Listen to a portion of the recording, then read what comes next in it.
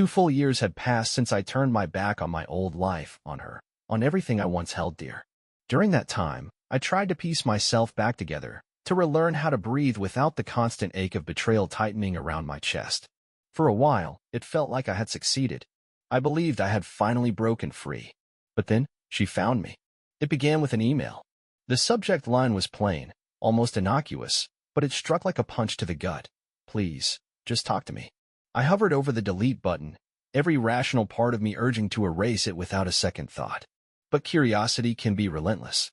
Against my better judgment, I clicked to open it. The message inside was brief. I've been looking for you. I need to see you. Please, it's important. No backstory, no apologies, just a vague plea that stirred a storm of emotions I thought I had buried for good. Resentment, frustration, and something else I wasn't ready to name. I closed the email, telling myself she didn't deserve a response. That should have been the end. But then the text started. A number I didn't recognize, but I knew it was her. The first one said, I know you hate me, but please, just hear me out. I ignored it. The next day brought another. You don't have to forgive me. I just need to see you. Again, I said nothing. But the messages didn't stop. Every day, more words came through. Some sounded desperate, others full of regret. And then she sent a photo. It was a place I hadn't thought about in years, a cozy little diner we used to visit every Friday night, back when things were good. The message with the photo was simple. I'll be here tomorrow at 7. Please. I told myself I wouldn't go. Reopening those wounds served no purpose. Yet, at 6:30 the following evening, I stood in front of the mirror, my heart racing in a way I loathed. Why was I even considering this? Why let her pull me back into that storm? I didn't know the answer. But 20 minutes later, I found myself outside that same diner, peering in through the window at the woman who had once torn my world apart. She looked older, worn down, maybe even fragile. Her eyes kept darting toward the entrance, filled with anxious hope, as if she feared I wouldn't show up. For a heartbeat, I thought about walking away. I had survived without her for 2 whole years. I owed her nothing. But some part of me needed answers, so I walked in. As I stepped into the diner, a heavy wave of nostalgia hit me like a wall. The familiar scent of coffee and grilled sandwiches filled the room, but instead of comfort, it brought a stifling heaviness. It smelled like memories I wasn't ready to face. My hands balled into fists as I slowly approached the booth where she was seated. She looked up the instant the bell above the door chimed. Her gaze locked with mine, and for a fleeting moment, I saw something cross her face. Relief, maybe guilt, or was it fear? I couldn't tell, and I didn't really care. I slid into the booth without saying a word.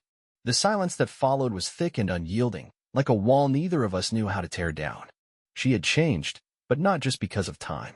There was something hollow in her expression, something pleading. I couldn't decide if it made me feel vindicated or just annoyed. Leaning back against the booth, I crossed my arms, my voice cold and detached as I spoke. You found me. Congratulations.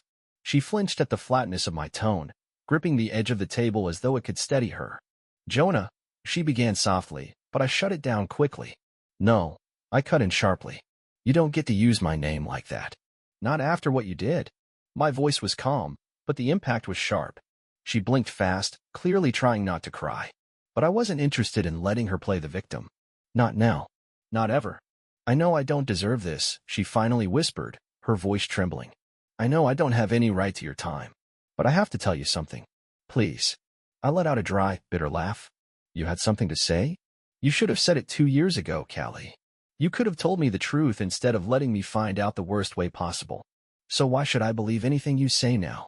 She looked down, biting her lower lip, a nervous habit I remembered from when we were together. Back then, I found it endearing. Now, it just irritated me. I was a coward, she said quietly. I should have told you everything back then. But I was scared and selfish. I made the worst mistake of my life. I laughed again, but there was no humor in it. Which part are you referring to, Callie? The betrayal itself? Or the fact that you didn't have the decency to face what you'd done? Her gaze shot back to mine, and for the first time that evening, I caught a glimpse of something raw in her eyes. It looked almost like anger, but it wasn't aimed at me. You don't really know what happened, she said, her voice shaky and uncertain. You believe you understand everything, but the truth is, you don't. And I can't carry that weight any longer. I shook my head slowly. I know enough. I remember coming home that night, expecting to see my wife, the one person I believed in completely, and instead, I found My words trailed off, and my jaw clenched. There was no need to say it aloud. That moment was etched into my memory, constantly replaying no matter how hard I tried to bury it. She let out a trembling breath, fingers running through her hair. Jonah, I made a huge mistake. But there were things happening that you never knew about. Things I didn't have the courage to tell you. My eyes narrowed. Then why now? Why wait all this time to finally come clean? Her mouth opened slightly, but for a moment, nothing came out. Just as I was preparing to stand and leave, she finally spoke. Because he lied to me too. Her words struck hard. Not because I believed them, but because I hadn't expected that angle. For 2 full years, I had carried the burden of what happened like a weight chained to my neck. And now she was here, trying to rewrite the past. Leaning forward, my voice came out cold and sharp. You really think that makes any difference? She shook her head quickly. No, I don't think it changes what I did. But you deserve to know everything. Even if it doesn't fix anything. Even if you still hate me afterward, I need you to at least listen. I studied her face, trying to detect the lies I was sure she was hiding. But something about her expression caught me off guard. There was a rawness in her eyes, a kind of vulnerable honesty I hadn't seen in years. With a hard exhale, I leaned back. You've got 5 minutes. She glanced down at her hands, nodding slowly. Then, after drawing in a deep breath, she said something that shifted everything. I wasn't the only one with secrets. I stared at her, waiting. I had given her 5 minutes, and she was already squandering them, eyes locked on her hands, fidgeting like a kid who knew they'd done something wrong. Her fingers tapped the edge of the table, her shoulders tense, as if bracing for some invisible blow. I wasn't going to let her waste time. You said you weren't the only one hiding things, I reminded her, my tone firm and unwavering. What does that mean, Callie? She inhaled deeply and finally lifted her gaze to meet mine. There was something unexpected in her eyes, fear. Not just of me, but of something more. Jonah, she began, her voice cracking before she swallowed and tried again. The night you discovered the truth about me and Graham, I wasn't the only one betraying you. Hearing his name sent a cold shiver down my spine. Graham, my closest friend since college. Someone I had trusted completely. Someone I never imagined would betray me so cruelly. And yet, that night, I had walked into my own home and found him with my wife, shattering every belief I had about trust, about love, and about the woman I thought I knew. My jaw tightened, and I forced myself to stay seated. So what, you're going to sit there and tell me you're not the villain in all this? She shook her head quickly. No, I know I am. I take full responsibility for what I did to you. It was selfish, and I caused you pain I can never undo. I don't expect forgiveness. I don't even expect you to believe me. But Jonah, someone else was pulling strings. We were both being manipulated. I wanted to roll my eyes. I wanted to get up and walk away from that booth and never speak to her again. But the look in her eyes wasn't manipulative. It was desperate, and the pain on her face didn't seem fake. Against my better judgment, I let her continue. Graham wasn't just a mistake, she said, her voice so quiet it was barely audible. He had an agenda, and I didn't realize it until it was already too late. A scoff escaped me. Are you trying to tell me he had some elaborate plan? That this wasn't just about 2 people being selfish? She hesitated, biting her lower lip, then gave a slow nod. Yes, that's exactly what I'm trying to say. A dry, humorless laugh bubbled out of me, not from amusement, but from sheer exhaustion. You want me to actually believe that? You're saying Graham was some kind of evil genius. She let out a shaky breath and shook her head. I know it sounds ridiculous, Jonah. If I were in your place, I wouldn't believe it either. But back then, I was drowning in guilt. I thought vanishing from your life would make it easier for you. But the more time passed, the more I started looking into things. Things I should have questioned from the start. I leaned in, the last bit of my patience wearing thin. Like what? She paused again, but this time something changed in her expression. Like she had carried a burden for too long and was finally ready to set it down. Did it ever seem strange to you that you got that job offer in Chicago? She asked softly, her voice barely above a whisper. My brow furrowed. What? The job. The opportunity that was supposed to change everything, the one that should have taken you from coast to coast, had sparked the arguments between us. It had become the wedge that slowly pulled us apart. Her breath caught in her throat as she struggled to keep her voice steady. That job offer, it wasn't real. For a split second, I thought I'd misunderstood her. I asked what she meant, my voice laced with disbelief. She looked down, gathering herself before speaking again. Graham was behind it. He had orchestrated the entire thing. There had never been any position waiting for me in Chicago. No company looking to recruit me. It was all part of his plan, a way to make sure I left. My thoughts spun out of control. None of it added up. It couldn't be. That supposed job had been my lifeline, my way out of a stagnant career. I had poured everything into it, late nights, training courses, endless hours of pushing myself forward. It had felt legitimate, hadn't it? I shook my head slowly. That can't be true. She didn't argue. Instead, she nodded, her voice tight and weary. She confessed that she hadn't believed it at first either. But once I was gone and things started to fall apart, she began digging. She scoured emails, listened to old voicemails, reviewed her messages. She noticed irregularities. Then she uncovered a bank transaction. Graham had sent money to a private agency 2 months before I got the supposed offer. My stomach knotted up. That alone didn't prove anything, I pointed out. She agreed. No, that one transaction wasn't solid proof. But there was more: conversations he had with our mutual friends, snippets of dialogue he carelessly dropped when he assumed no one was paying attention. She had begun to piece it all together. Graham had wanted me gone, and she had unknowingly helped him do it. I tried to shake it off, to resist the wave of doubt that was starting to creep into my mind. But the cracks were beginning to show. If what she said was true, then everything I thought I understood about that period of my life had been manipulated. The fights we had, the emotional distance, the final tipping point that drove me away, it hadn't been coincidence. It wasn't bad luck. It wasn't even fate. It had been carefully calculated by someone I had once considered a friend. I turned to her, studying her expression, looking for any sign of dishonesty. But there was none. She wasn't proud. She wasn't defensive. She looked devastated. Her voice dropped, soft and remorseful. She knew her words couldn't erase what she had done. She knew they didn't make her a good person. But she had to tell me the truth. She needed me to hear it from her before.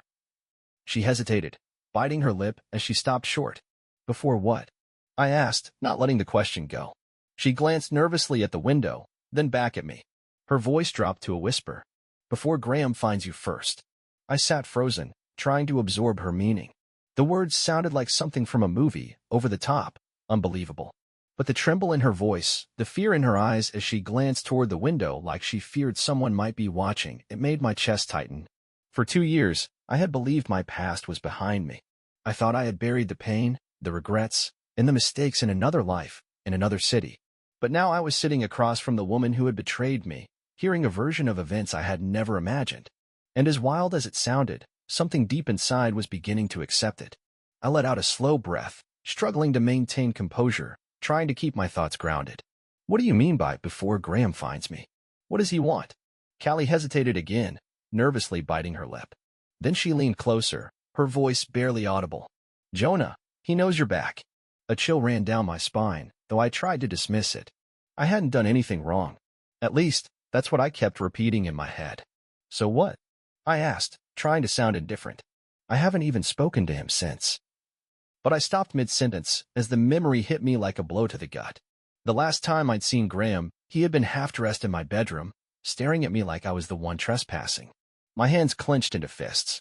Why would he care about where I was now? Callie looked at me like I was missing something that should have been obvious. Because I left him, Jonah. A year ago. And he's convinced it's your fault. I gave a dry laugh, shaking my head in disbelief. He blames me? That's absurd. She nodded, her voice barely above a whisper. It might sound ridiculous, but he believes it. He's convinced that if you had stayed, if things had unfolded the way he planned, I never would have figured out who he truly was. I narrowed my eyes, searching her face, trying to catch a lie. But again, she wasn't trying to manipulate me. She looked completely worn out. I rubbed my face with both hands, struggling to contain the frustration welling up inside me. So let me get this straight. You want me to believe that you were just some clueless bystander? That you had no idea what was going on? Her face twitched, her jaws set tightly. No, I wasn't innocent. I was foolish. I allowed him to influence me. I believed everything he told me at just the right moments. I convinced myself I was making my own decisions. But I wasn't. I destroyed everything. I hurt you in a way I can never take back. I don't expect your forgiveness. But you have to believe me, he's not finished. I leaned back in the booth, letting her words sink in. Part of me wanted to reject it all, to dismiss it as a desperate attempt at redemption. But another part, one that had lived through the confusion, the betrayal, the unexplained fall, was starting to believe every word. It would have been easier to think she was lying. Easier to assume she was making up a story to soothe her conscience. There was something about her words that didn't feel fabricated. As I stared out the window, my fingers drummed quietly on the table. What was she trying to tell me? That Graham was out there, planning some kind of retaliation? She paused for a moment before nodding slowly. Yes. She didn't know what his plan was, but she was certain he had been asking questions about me, digging around, trying to track me down. Her voice trembled as she confessed, "I think he's coming for you." A heavy chill settled in my chest. I wasn't ready to be pulled back into that nightmare. I had spent the past 2 years scrubbing these people from my life, working hard to build something different, something better. But if what she said was true, then maybe I hadn't really escaped at all. I focused on her expression, searching for hidden meanings. Why now? Why tell me this after so long? She exhaled shakily. Because I owe you that much, she whispered. I couldn't decide whether I believed her. But one thing was clear, my past had found me, and for the first time in years, I wasn't sure I was ready to face it. I sat there, fingers tapping softly on the table, weighed down by everything Callie had just told me. It felt like an anchor pressing against my chest. I wanted to dismiss it all, write it off as paranoia, another excuse she had come up with to excuse her actions. But her words didn't just land, they lingered. Maybe it was because deep down, I had always sensed something was wrong about that chapter of my life. Things had unraveled too fast, too perfectly, as if someone had pulled the thread on purpose. Back then, I chalked it up to bad decisions and terrible luck, a combination that led me straight to rock bottom. But now, seeing her face and hearing the fear in her voice, I wasn't so sure anymore. I exhaled slowly, massaging my temples. All right, I said at last, keeping my tone even. Let's pretend I believe you. Let's say Graham really was behind it all. What do you think he wants now? Revenge? To stir things up for old time's sake? She hesitated, as if unsure whether to speak her thoughts aloud. I can't say for sure, but I know he's been looking for you. And Graham doesn't ask questions out of nostalgia. I scoffed, shaking my head. That sounds a little dramatic. Her expression hardened. Is it though? Jonah, you knew how he operated. He didn't just want control, he needed it. And when he lost it, when people stopped playing by his rules, what did he do then? I stayed quiet. I didn't need to respond, because she was right. Graham was always a step ahead. He had this effortless charm, this sharp intelligence, and he knew exactly how to bend people to his will. Back when we were close, I had thought it was just part of his charisma, something that made him so magnetic. But with the benefit of hindsight, I could see how deeply he had influenced my life, often without me even realizing it. Callie must have noticed the flicker of doubt in my eyes. She leaned in closer and lowered her voice. You vanished for 2 whole years. You cut everyone off. But somehow he still found you. Doesn't that say something? I sighed, my gaze falling to the table. I hated that she had a point. I hated that, after all this time, I was once again feeling the familiar dread, the same gnawing uncertainty I had felt when everything first began to fall apart. I should go, I mumbled, pushing myself out of the booth. Callie's eyes widened slightly. Her fingers twitched near the edge of the table, like she wanted to reach out but stopped herself. Jonah, just wait.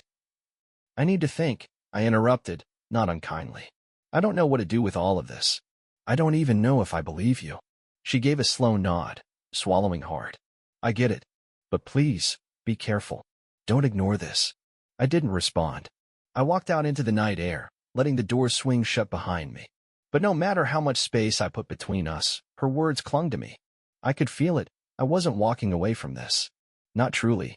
The drive home blurred into the background, my thoughts spinning in circles. I wavered between doubt and reluctant belief. The further I looked back, the more I saw things that had never added up. So many moments I'd shrugged off now took on a different weight. Things that had seemed like bad luck suddenly looked more like strategy. Graham had never just been my friend. He had been orchestrating something the whole time, playing a role in a game I didn't even realize I was part of. I pulled into the driveway and turned off the engine, but I didn't move. I sat there for a moment, staring into the rearview mirror. The man looking back at me seemed worn out, aged by more than just time. 2 years had passed, but had I been running all this time from something that had been deliberately set in motion? With a deep breath, I stepped out of the car. The night air brushed coolly against my skin as I made my way inside and quietly locked the door behind me. The house felt eerily still, as if it understood the weight of what I was about to uncover. There was no hesitation. I went directly to my laptop and opened my inbox once more. I found the job offer that had flipped my world upside down and read it again, this time with a clearer mind. No company website. No professional profiles. Just a name I had never thought to investigate.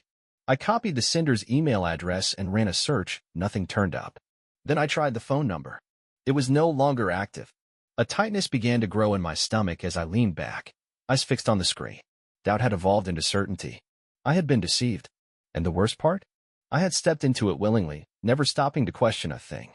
Letting out a shaky breath, I rubbed my face, trying to calm the storm inside. It was clear now Graham had orchestrated my exit. But the question remained, why? And if Callie was being honest, if she had discovered something bigger than either of us imagined, what was I supposed to do with that knowledge? For the first time in 2 years, I had to face the possibility that I had never truly known what was real in my own life. And I wasn't sure I was prepared to face that truth. Sleep didn't come easy. My mind spun through every memory, every decision, attempting to stitch together a clearer picture.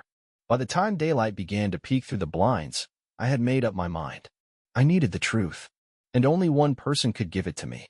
I grabbed my phone, scrolling until I reached Callie's name. My thumb hovered for a moment before I pressed the call button. She answered instantly, as if she'd been expecting me. Jonah. Her voice carried a calmness, but I could tell she had been waiting for this moment. I took a deep breath. I need to see you. There was a moment of silence, then she replied, come over. I didn't waste another second. Within minutes, I was behind the wheel, heading straight for her place. My hands clutched the steering wheel, my thoughts bouncing between disbelief, frustration, and a strange feeling I couldn't quite define. When I reached her door and knocked, she opened it almost immediately, stepping aside so I could enter. I remained standing. Tell me everything. Without a word, she walked to a small table where a neat stack of papers rested. I told you Graham was after you, but I didn't explain why. I crossed my arms, waiting for her to continue. She let out a slow breath. After you left, he thought he had one, that he had finally gotten what he wanted. But things changed. People started digging into his past. Questions were asked about him, about his business dealings. Things he had managed to keep hidden began to unravel. And the worst part, she lifted her gaze to meet mine. He thinks you're the one who exposed him. My brow furrowed. Why would he think that? Because I started investigating him after you left. I stared at her, trying to process what she was saying. You did. She nodded. At first, I just needed closure. I wanted to understand how everything had fallen apart so quickly. But as I dug deeper, I realized he had a pattern. You weren't the only one he'd done this to. There were others. You just happened to be the latest. I breathed out slowly. So you're the one who took him down. She shook her head. Not directly. I just made sure the right people got the right information. Eventually, it caught up with him. But he doesn't know it was me. He still believes it was you. I ran a hand through my hair. What does he want now? She paused before answering. To rewrite what happened. He wants to erase the damage, make sure no one remembers the truth. A chill ran through me. He's trying to make a comeback. Callie nodded. And in that moment, I realized this wasn't just about settling old scores. It was about preventing what came next. Leaving her apartment, I felt a clarity I hadn't known in years. For the first time since I'd walked away from everything, I understood what had really happened. This wasn't simply a story of betrayal or misfortune. It was a deliberate web of manipulation and stolen choices. But now, I had the power to choose. I could pretend this new knowledge didn't exist, stay detached, and move on with my life. Or, I could take control for the first time. Driving home, I felt something shift inside me. The bitterness was gone. The anger had faded. I was ready to face whatever came next. As I pulled into my driveway, I sat in the car, staring at my phone. Then I made the call. Not to Callie, not to Graham, but to someone else, someone who had once tried to help me see the truth I'd been unwilling to face. They answered on the second ring. Jonah. I took a breath. I think it's time we talk. And just like that, I finally closed the door on my past. Not by running, not by revenge, but by reclaiming my own story. And for the first time in a long time, I knew. No matter what happened next, I was finally free.